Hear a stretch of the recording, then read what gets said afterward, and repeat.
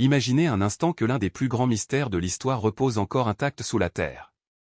Ces jeunes hommes courageux ont défié un tyran qui exigeait le culte de faux dieux, refusant de s'incliner. En réponse, ils furent condamnés à un sommeil profond dans une grotte, où le temps s'arrêtait pour eux, mais pas pour le monde. Les siècles ont passé, les empires se sont effondrés et pourtant, selon les Écritures sacrées ou le Coran, la Bible et les textes anciens, ces garçons sont toujours là, préservés par un miracle divin. La question brûlante est, où est cette grotte? Et si, avec toute la technologie moderne, nous le trouvions enfin? Des scientifiques et des archéologues du monde entier ont déjà étudié des indices répartis dans différents pays. Certains prétendent que l'emplacement se trouve en Jordanie, d'autres évoquent la Turquie ou même des régions d'Europe. Mais le fait est qu'à ce jour, personne n'a pu prouver avec une certitude absolue où se cache réellement ce refuge sacré. Mais récemment, des découvertes en Jordanie ont ravivé l'espoir. Un site archéologique a été identifié comme étant la cachette possible des « compagnons des cavernes », comme on les appelle. Et le plus impressionnant, les preuves trouvées semblent confirmer, point par point, ce que décrivent les Écritures. Le Coran raconte qu'après avoir fui la persécution du roi tyran, les jeunes se sont réfugiés dans une grotte, où Dieu les a fait dormir pendant plus de 300 ans, en fait 309, comme le détaillent certains érudits. Pendant tout ce temps, leurs corps sont restés intacts, comme si le temps lui-même était suspendu. La lumière du soleil, au lieu de pénétrer directement, y pénétrait indirectement, les protégeant de la décomposition. Lorsqu'ils se réveillèrent enfin, le monde autour d'eux avait complètement changé.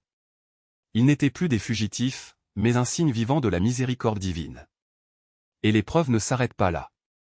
À l'endroit identifié comme la grotte, 7 tombeaux ont été découverts, disposés exactement comme décrit dans les Écritures, 4 à droite, 3 à gauche.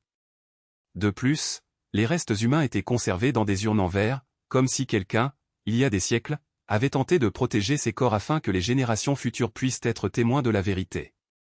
Des inscriptions dans différentes langues ont également été découvertes, renforçant l'idée qu'il s'agissait en fait du lieu sacré mentionné dans les textes anciens. Mais ce qui est le plus impressionnant, c'est l'état des corps. Alors qu'un être humain ordinaire se décompose en quelques jours, ces jeunes sont restés préservés pendant plus de 3 siècles. Les experts suggèrent qu'une énergie mystérieuse, peut-être une combinaison de facteurs géologiques et divins, a empêché la détérioration. Certains parlent même d'une lumière éthérée qui entoure le lieu, comme si la grotte elle-même était un portail entre le temps et l'éternité. Et si, un jour, cette grotte était découverte? Et si les 7 jeunes se réveillaient sous nos yeux? Ce serait le plus grand choc scientifique de l'histoire, la preuve incontestable que les miracles ne sont pas de simples légendes, mais des faits réels. La science, qui doute si souvent du surnaturel, devrait se plier à l'évidence. Après tout, comment expliquer que les corps humains restent intacts pendant des siècles, défiant toutes les lois de la nature? Le Coran le dit clairement, ces jeunes ne sont pas seulement une histoire, mais un signe de Dieu, une démonstration que, quand il le veut, l'impossible devient réalité. Pour les croyants, c'est la confirmation que la foi déplace des montagnes. Pour les sceptiques, un casse-tête qui défie la logique. Mais une chose est sûre, si ce mystère est révélé, le monde ne sera plus jamais le même. La question qui reste est la suivante, sommes-nous prêts à croire ce que nos yeux verront? Ou allons-nous continuer à douter, même face à l'impossible?